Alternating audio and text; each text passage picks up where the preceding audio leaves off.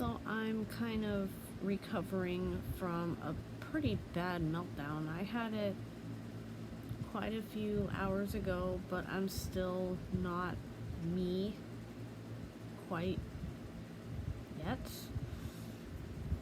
And it wasn't even a meltdown that looked like it was much from the outside. From the outside, I just looked like I was doing the Disney princess cry on my bed, where they go like this, or they hide their face in their arms and curl up on their stomach. That's what I was doing. Not because I wanted to imitate them, but it was shutting out all the light. I just didn't want to see. And it didn't look like much was happening except that I was crying a lot. But I am so drained still.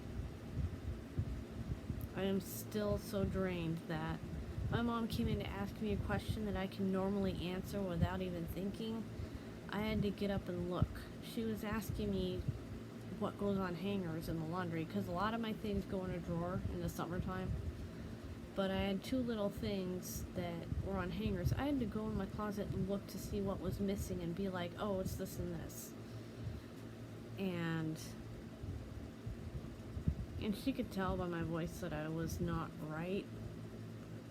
So, and I told her I had the mother of all meltdowns today. I'm still a mess.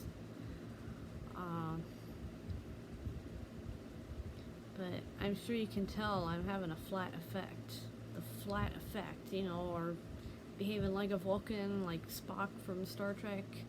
A lot of facial expression, kind of a monotonous sounding voice. Kind of like Ben Stein, Bueller.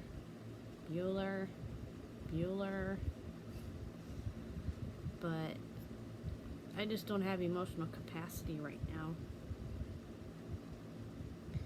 But it's so weird that the meltdowns that don't look like much from the outside actually drain me so much, and then afterwards I am just like a human disaster for hours and hours. That's not to say that meltdowns where I'm pounding on my head and screaming and carrying on aren't draining too. They are.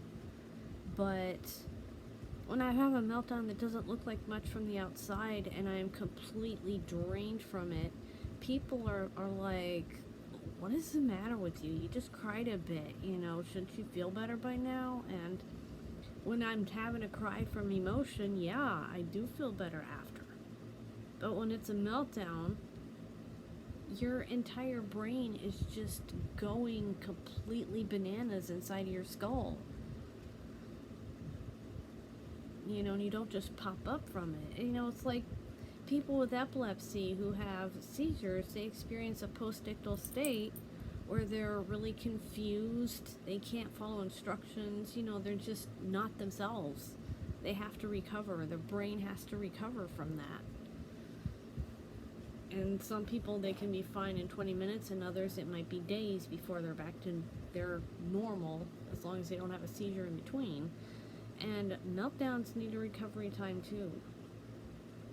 Like, I'm like a tinderbox, because if another meltdown trigger were to come along, either I would just do an autistic flop, which is to just basically refuse to respond at all and just go away from whatever it is, or I'll just have another violent meltdown.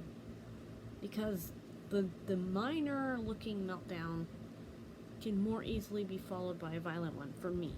Maybe not everyone. But I'm sure when I go to bed tonight and sleep, God, my hair is such a hot mess. I messed up my hair when I was freaking out. But I'm sure when I go to bed and go to sleep, I'll be fine by tomorrow. But I just wanted to show you what this post-meltdown state can be like. Because kids might pop right up or they might be exhausted, but the older I get, the more exhausted I am after a meltdown. And I just wanted to express that and show that, because anyone who knows me knows that I'm not behaving like my normal self here. Okay, my hair is starting to annoy me. I don't know why it keeps doing that. But anyway, here is making me mad. See what I mean? Just anything can set it off. I can feel the mercury inside me kind of rising. Not literally, but the urge to blow up again is being inched up by my hair, of all things. Because it's things I can't control that just bring it back, and I don't want to go back there to that meltdown state. So having an environment where I can control what happens and just keep it calm, that's the best thing. So that's all. I'll be fine.